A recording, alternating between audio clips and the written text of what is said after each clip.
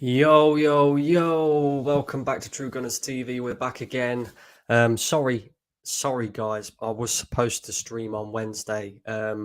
However, I've had quite a bit going on, so didn't get round to it, unfortunately. But we are here today, of course, to preview the game this weekend. Thank God the international break is now over, because why do we even bother with international breaks halfway through the season? Like, just give me Premier League football every weekend and I'm happy. Do you know what I mean? I'm happy. Of course, Arsenal take on Everton this weekend in a sticky fixture, to be fair. I didn't realise until I really did my research earlier that in actual fact, Arsenal haven't beaten Everton at Goodison Park for 5 straight seasons.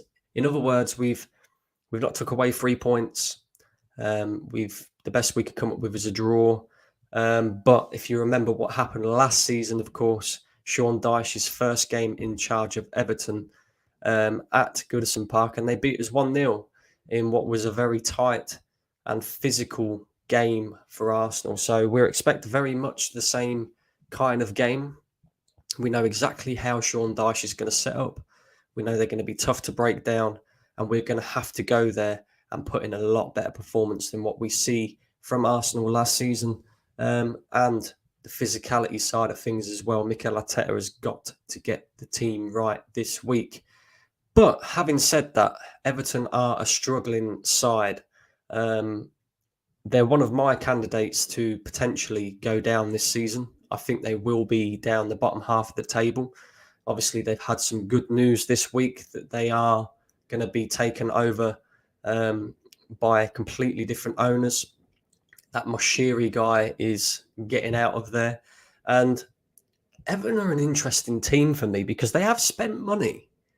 But when you look at their squad, it's not great, is it? It's not great. They've just brought in a striker, £25.5 million. I don't know much about him. I don't know whether you guys know much about him. If you do, let me know in the comment section. But apparently he can be a bit of a handful as well. His name's Beto or Beto. And so we're going to have to watch out for him. Of course, Calvin Calvert-Lewin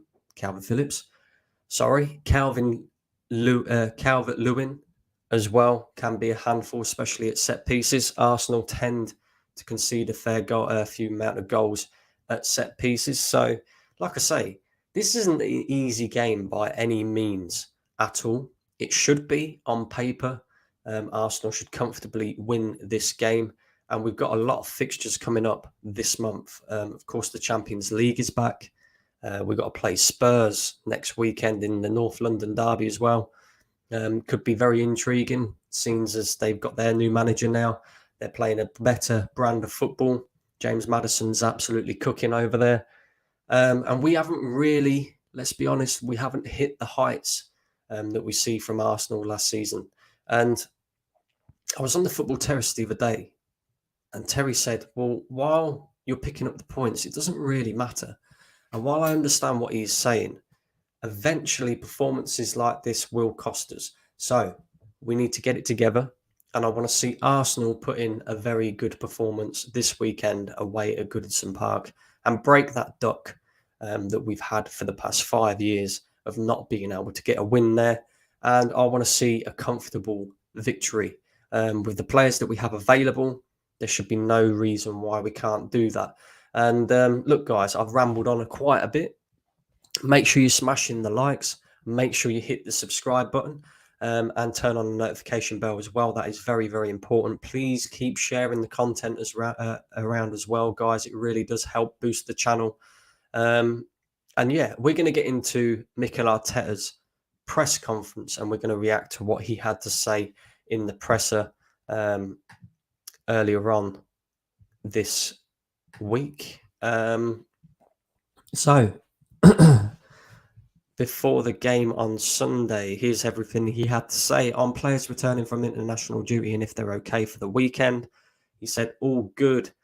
They came back well and trained today, so they are in a good place. Well, that's good news because there was a lot of rumours about Bukayo Saka potentially being out injured. Apparently, he's been carrying a problem with his, I think it's his Achilles.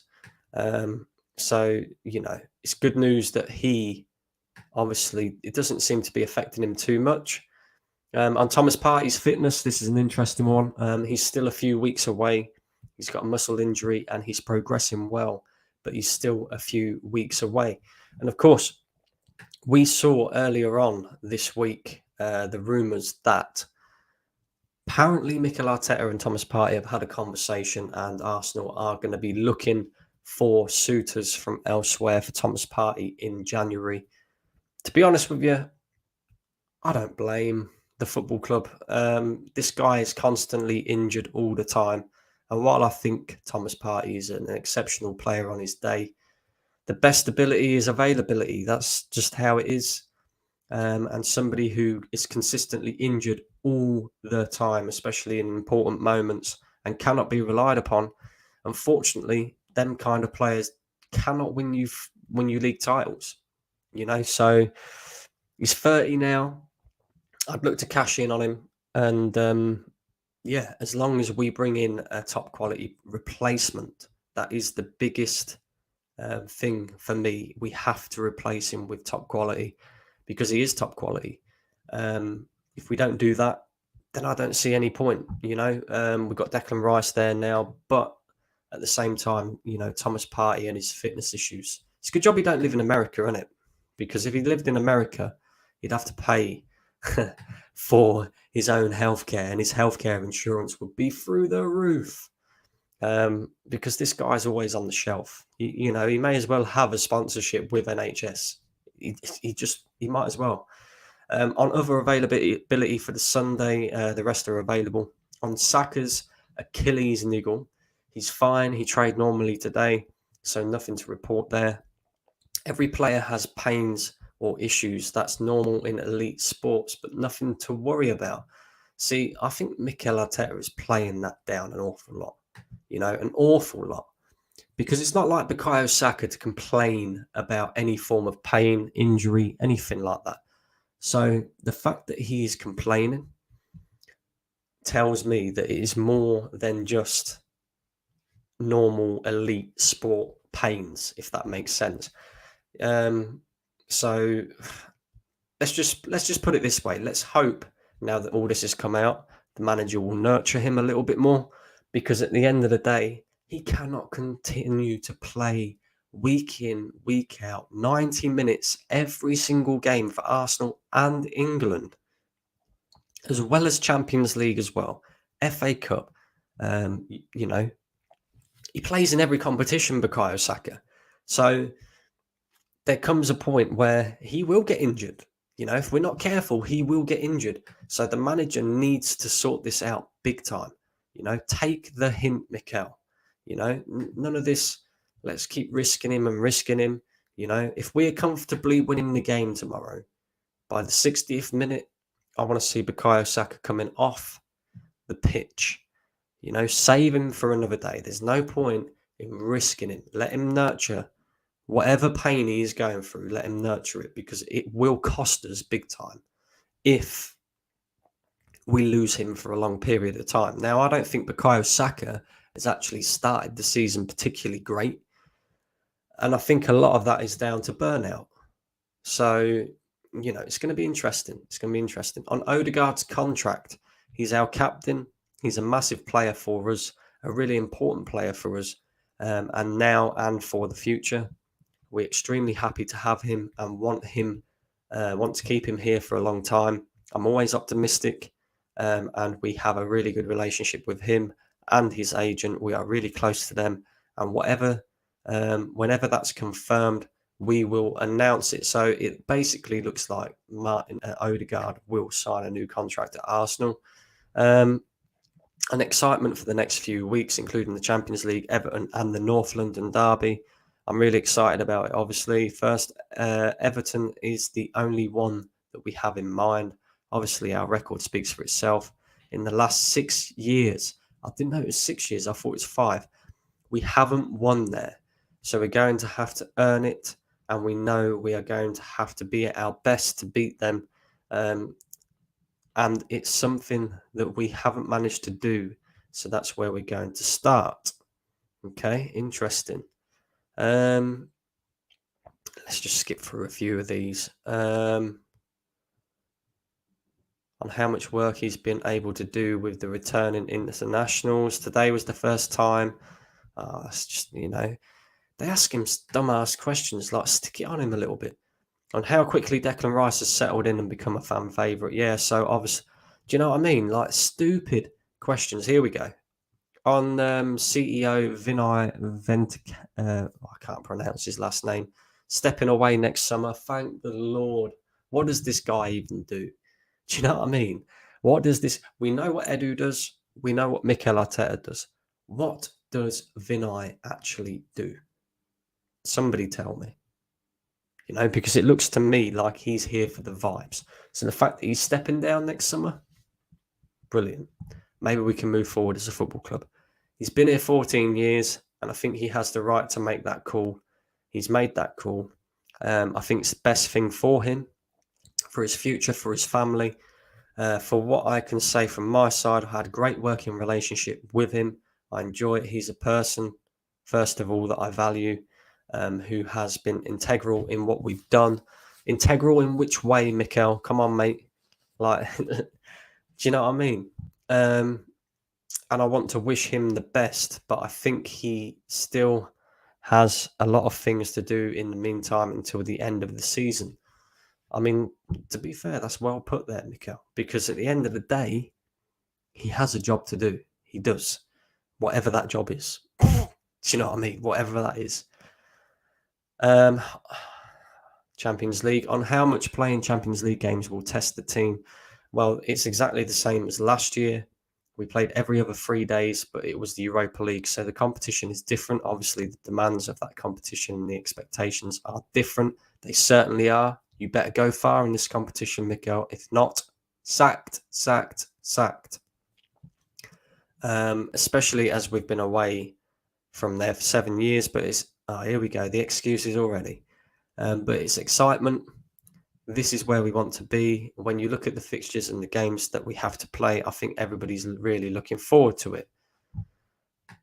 On Pepe leaving the club, obviously there are sad moments for players, not only for him, but also with Rob Holding leaving and all our players who have left and those who have gone on loan as well. You have an emotional attachment with them.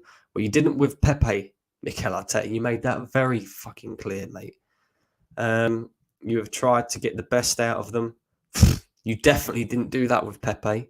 But there are periods, and sometimes it's not about the will of the player, and instead it's the player that plays in his position that does so well.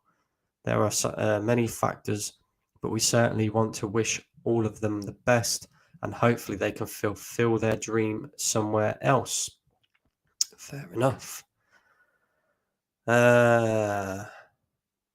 This is a great question, by the way, on whether there's more pressure now that the squad is mostly his hand-picked signings. The answer to that question is yes. Yes. I don't think the pressure is going to be bigger than what we put on ourselves internally every single day. Regardless, when you have the players that you have, you made a decision to coach them, you know they are not my players. They are your players, Sunshine. You signed them. Yeah? £650 million says otherwise. They are players from the club, and the team evolves. The squad evolves, and if you are here more years, that will happen like any other sport in the world. So in other words, he's dodged that question because he don't want to admit that there's a lot of pressure on him this season. Because if he does that, then all the Arteta sexuals will be coming out of the woodwork going, oh no, he's admitted it now, so we're going to have to apply the pressure. Do you know what I mean? Like, and then what's even worse than that is a great question, by the way. But then when he answers it like that and he skirts around it, stick it on him. Instead, we've gone off on whether we can match Everton in a physical battle. No, answer the question, man. Do you know what I mean? Sometimes you can avoid a battle. Yeah, I ain't even reading that. Do you know what I mean? I know it's Everton game, but Jesus. On lessons to learn from Pepe's signing. I don't know. I wasn't involved in the process of the deal. Yeah, that's right. He wasn't. Um, Pepe leaving before the end of his contract. Yeah, we've seen this happen before. On deciding on the leadership group, it's not a decision we've made formal or public. We have many leaders in this squad. We have a captain, that is Martin, and so you can see in the few games and in the Prem season that there are changes as well. You have number 2 and number 3, and then maybe 4 and 5. So what I'm really interested in is about empowering the qualities that they have as human beings and make sure that leaders come out. So we don't really restrict anybody because we have a lot of people that are capable of doing that at the moment.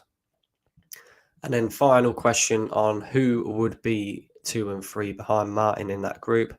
You will see when we play. Do you know what I mean? He's well media trained now, Mikel Arteta. Well media trained now. You know, coming out with all of these different things here. So, yeah, it is what it is, guys. It is what it is. But like I say, I expect a comfortable victory on Sunday. Anything less than that, do you know what I mean? And there is going to be a magnifying glass over how we perform in this game. It's going to be physical. We know that. Sean Dyche is going to set up and be hard to break down. We know that. But it's up to us to go there, implement our plan, and most of all, if the game isn't going our way, I want to see the manager make changes early. None of this 75th minute and then I'll decide to bring a few players on. Yeah, it might have worked against Man United. It doesn't work every week. So, yeah, it's going to be intriguing, but I am pleased and happy, so happy, more than you believe. So happy that the Premier League is back because international duty is just absolute rubbish. I can't even sit there and watch England right now. You know, I can't. I just can't do it. I can't bring myself to do it. Anyway, guys, I'm going to get into a few of your comments. Big up everybody that's watching. Make sure you slap the likes. Make sure you subscribe if you're new. Notification bell and all of that as well. Share the content around. It really helps. Please, please do that, guys. We got Reese. Hey, big fan of your channel. You always speak sense. Big up, Reese. How are we doing? We got Rodney in the chat as well. Big up, Rodney. As always, that was a tough day. It certainly was. As I predicted, Brandon, when we talked last talk, I said Saka will be injured. This is it, you know, and we're going to find out exactly how fit Bukayo Saka is this weekend because, like I said, his first 4 performances haven't really been great. People will point to that Nottingham Forest goal, and look, it was an exceptional goal. An exceptional goal. But apart from that, what has he done? Let's be real. What has he done? Nothing. Nothing. You know, people call me out and say that I only pick on Eddie Nketiah or I only pick on Reece Nelson and Fabio Vieira and Kai Havertz. I don't care who they are. If they're not performing, I will say they're not performing. Aaron Ramsdale should be dropped for this game as well, by the way. He should. David Raya needs to come in now. Kai Havertz, I do not want to see that guy starting at the weekend. Although I definitely think he will be because of the physical side of things. But I just feel like you've got to play Fabio Vieira. You've got to. And I'm not a massive fan of Fabio Vieira, and I've made that very clear over the past year or so. But you have to play players based off of what they're doing right now. And Fabio Vieira is on form. Kai Havertz isn't. Bench his Clark. Yeah? Play Fabio Vieira and see if you get a performance out of him for 90 minutes. And if you do, you continue to play him. If you don't, then you've got a decision to make. Do you bring in Kai Havertz? Do you stick with Fabio Vieira? Do you bring in Emil Smith-Rowe? But the point is, I don't see enough of this manager playing players based off of merit, and especially in that midfield role. Do you know what I mean? Like 65 mil we spent on this guy, and he's stinking the place out, not just for Arsenal. Did you see his performance against Japan for Germany? Jesus Christ. Jesus Christ. Seriously. Medium up, Brandon. Medium up. He probably got free Booper with his Arsenal contract. I had that in a regular job. Given the concerns about his Achilles, do you think Mikel will rotate Saka more? No, he won't. No. He won't. Because this manager is stubborn. Stubborn. We need Bukayo Saka, but we need Bukayo Saka at his best. Now, I think we need him this weekend. And we're definitely going to need him, in the next few handful of fixtures, because we've got some tough fixtures coming up. We've got North London Derby and that. We've got the Champions League as well.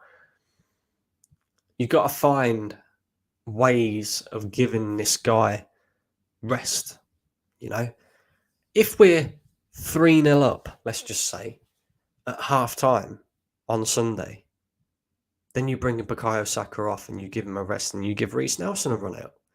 He's got to start using the squad and using it efficiently and giving players rest that they need. Bukayo Saka has played a lot of football for Arsenal. A lot of football. The guy is 22 years old.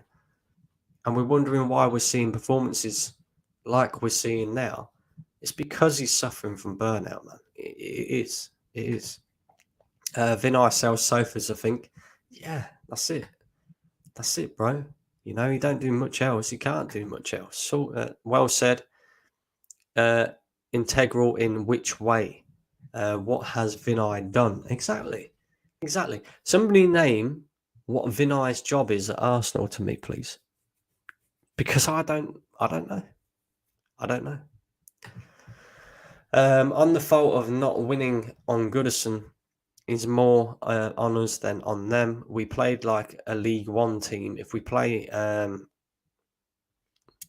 against Brentford or Brighton away, it's an easy win. Brentford or Brighton, bro? Really? I mean, Brentford, yeah. Brighton? Do you think we're beating Brighton right now? The way that they're playing? Jeez. It's as simple as that. Fair play. Pepe couldn't defend, man. Defense is the bare minimum to play at Arsenal. Let's let that one go. I agree to kind of disagree. I agree to disagree. Pepe, I don't think he suited the system. I think you're right in that. I don't think he did enough defensive work. I think you're right in that. But there's no reason why we, couldn't have had a role for him in this team. Coming off the bench, being dangerous, offering something different. And the manager didn't want to do that. The manager basically gave up on him. Do you know what I mean? And there was talent there. I don't care what anybody says. This guy was our second in the player of the season for Arsenal. And then the following season, he was moved on. Make that one make sense. Do you know what I mean? Like, come on, Johnny. You got to be able to criticise as well, bro. I see you, Johnny, yeah? I see you, Johnny. You don't like criticising this manager. You don't like criticising about anything the football club does. And that's not how it works, bro. That's not how it works. Not everything is all flowers and roses and rainbows and unicorns. Yeah? There are certain things that you have to criticise on. You have to criticise to get better. Yeah? I used to box when I was younger, right? I used to box when I was younger. Can't do it now. I'm not fit enough now. I smoked for too many years. But I used to box when I was younger. And when I first started, I was dog shit. I was dog shit. And as I gradually got better and better, there were certain things that I thought I was really good at that my coach would tell me, nah, in actual fact, you can get better at that. Do you know what I mean? But you're not that great. And he'd keep telling me, you're not that great. You can improve here. You can improve there. Until eventually you get better and better. Like, come on. You're not telling me Mikel Arteta doesn't critique the players after every single performance. I guarantee you right now that Mikel Arteta turned around to them players after that Man United game and said that was too close. That was too close and performance wasn't good enough. We need to be better. You need to do better on the pitch, and I need to do better as a manager. Yeah, you have to self-criticise sometimes as well.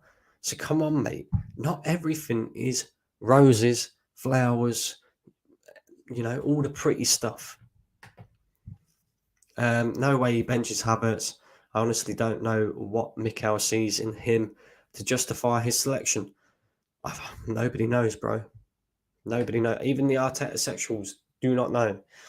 I predict best Havertz game of the season because let's face it, it's not a hard thing to do. Exactly. I think Havertz is going to struggle in this game. I genuinely do. I think Havertz can quite easily be brushed off the ball. And he doesn't really work very well in tight spaces. He doesn't. And Everton are going to come and be hard to break down. So they're going to be tight spaces. They're going to be probably 2 banks of 5. Yeah. In front of Jordan Pickford. And we're going to have to break them down. And Kai Havertz isn't a player that can do that. So we'll see. We'll see, bro. We'll see. Brandon, I'm Spurs fan. Basuma is a million miles better than Rice. I can't wait to play you at the Emirates. We will play a very high line. We play the highest line in Europe. We will press and pin you back. I mean, look, Basuma better than Rice? I don't know about that. I mean, we'll see this season. I rate Basuma very highly, by the way. Very, very highly. I also rate Declan Rice, though. I think he's settled into the Arsenal team very, very well. You can't wait to play us at the Emirates. We will play a high line. And again, you come to the Emirates and you play a high line, you're in trouble. Sorry, bro, you're in trouble. You can press us, but there are a lot of our players that are reasonably press resistant, and you're not quite there yet, guys. Come on, man. Come on, Steve. You've just started a new process, new players in, you've still got some of your old dead ballers there as well. You're not the finished article. We are. And if you come to the Emirates and beat us and make it look comfortable, number one, I'll be very surprised because your record at the Emirates is not great at all. And number two, I'll be very upset with Arsenal because we shouldn't lose that game against you. Not at home, definitely not. Big up to Steve. How we doing? Feels like a long time since I watched. I see you went on holiday. I did, bro. Yeah. I had a nice time on holiday as well. I would say I'm glad to be back, but I don't know about that. Crick P says, bro, Pepe was not it. Some players just don't work out. Yeah, and I agree. I don't think Pepe suited Arsenal. I do think he was a dangerous player, and I do think he has talent there that, people can unlock. But when you look at his age now, he's moving into like his 30s, late 20s, early 30s. Yeah. I mean, we made a big mistake there. £72 million. Yeah. Yeah. But I did like Nicola Pepe. Pepe is not hardworking. No, he isn't, Steve. You're right. You're right. That's not true. I did criticise him for playing Kivior as a fullback. That guy is a goalkeeper before playing at fullback. I want him sacked if he does that again. This is so that is so bad reasoning football.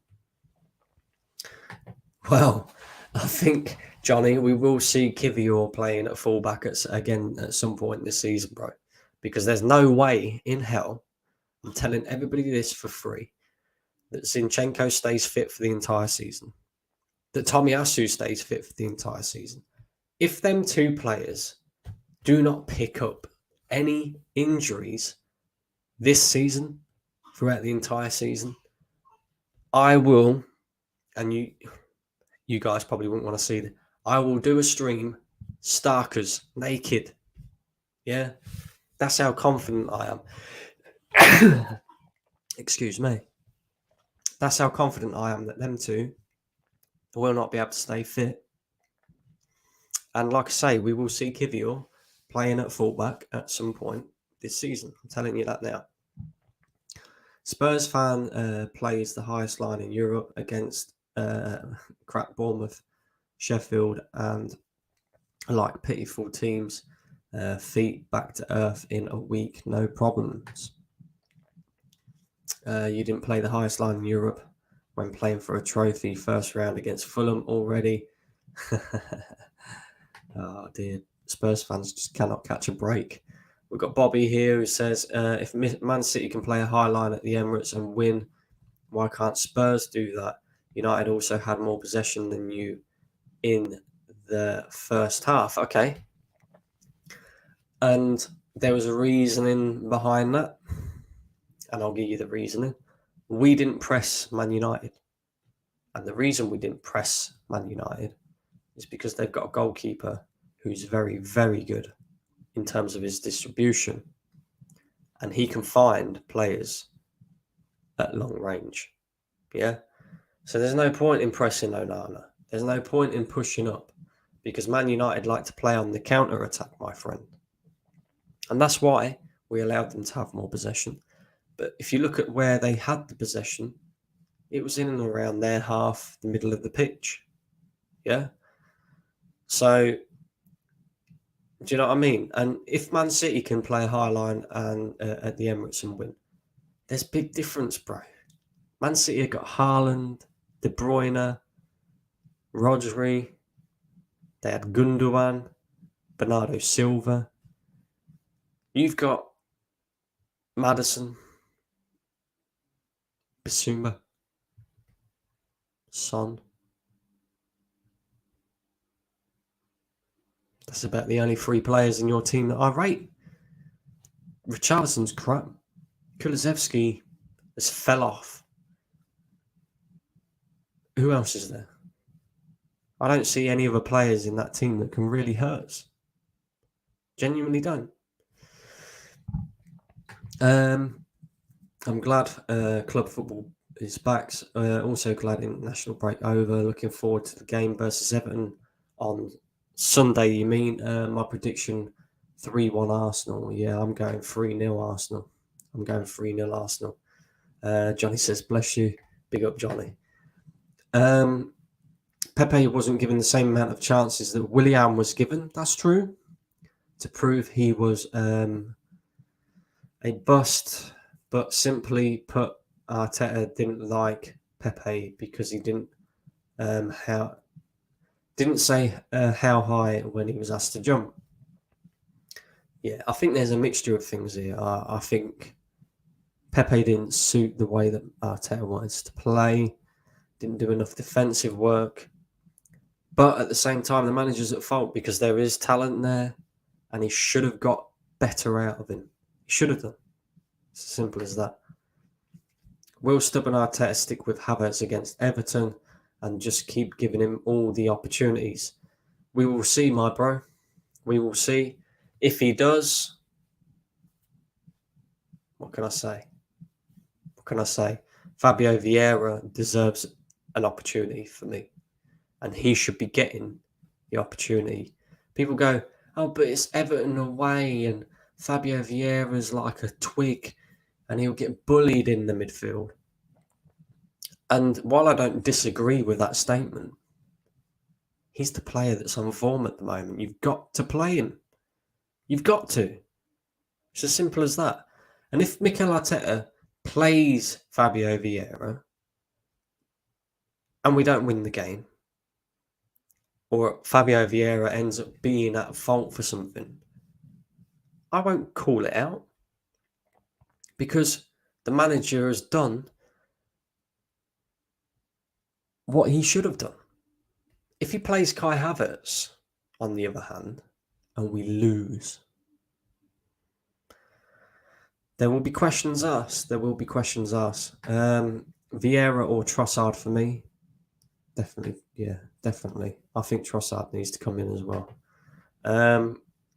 Why are you Arsenal fans confident you will beat us at the Emirates? Have you watched Spurs? And my manager, Ange and Maddison, has 4 GA already. Yeah, I've watched Tottenham. I've watched your manager. I've watched Maddison. I rate Maddison. I've told you this. But, Bobby, go and check your record at the Emirates Stadium. We beat you at the Emirates, yeah? When you had Dele Alli, Harry Kane and Son absolutely purring at the time. You were sat either top or second in the league, and we was in a mess. We had Mustafi and Koscielny as our centre-back pairing. And we was going into that game thinking we're going to get spanked. And we still beat you. Yeah? Unai Emery. Remember Lucas Torreira to make it 4-2? Do you know what I mean? You haven't got that Kane factor anymore either. Kane always scores against Arsenal. Always. We could go into a North London derby and I will almost guarantee every single time Harry Kane scores. Because he does. I'm not going into this game scared of any of your players bar the 3 that I named. Son, Maddison, and maybe Bassoon, because he can run the midfield. Aside from that, Richarlison don't scare me, Kulusevski don't scare me, all of your other players don't scare me. I think you can be got at as well. I think Mickey van der Ven looks like an okay defender, or a decent defender. But he ain't played any big teams yet. He hasn't had to be press resistant yet. And Romero, well, a lot of you guys rate the shit out of this guy. To me, he's a decent defender, but he's very rash. And I think that's where you will get exposed. You will, especially playing a high line. Jesus, Bobby, come on, man. I was against Pepe from the moment we got him. He had like 14 goals and assists in France on a first good season and was 24 years old. Balogun has better stats than that. 72 million idiots. I think he had more than 14 goals and assists, bro. I can't remember how many it was, but I'm sure it was more than 14. Posta, no clue. Posta get knocked out in the first round of the League Cup clue. Arsenal definitely can't take Spurs lightly. We better be on our game. Yeah, we shouldn't take Spurs lightly. We should never take Spurs lightly. Even when they was horrific, we should never take them lightly, because at the end of the day, they're our neighbours. I wouldn't even want to call them rivals, because, yeah, I don't want to be rivals with losers personally, but that's no sly on any Spurs fan that's watching this. But the point is, is you always want to beat Spurs. Yeah. So we should never take them lightly, regardless. I'm concerned Son will take up that Kane mantle of always scoring against us. Possibly. A lot of it comes down to mentality, you know. A lot of it comes down to mentality. People say form goes out the window when you play a derby game. And that's always been the case because it don't really come down to form. It don't really come down to who's playing well. It comes down to who wants it the most.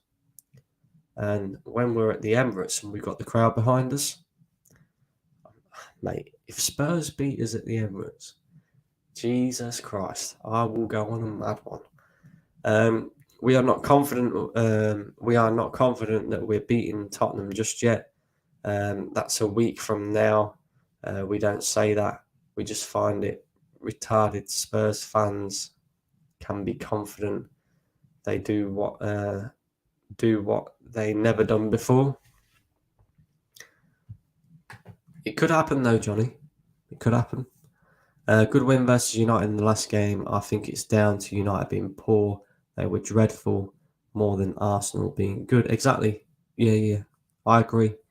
It went down to our performance. I thought we was very poor in the game as well, and lucky to come away with a win personally. But there we have it, guys. Last comment here we got from Paul. It says, Brandon, I'm a Chelsea fan. Can't wait to play.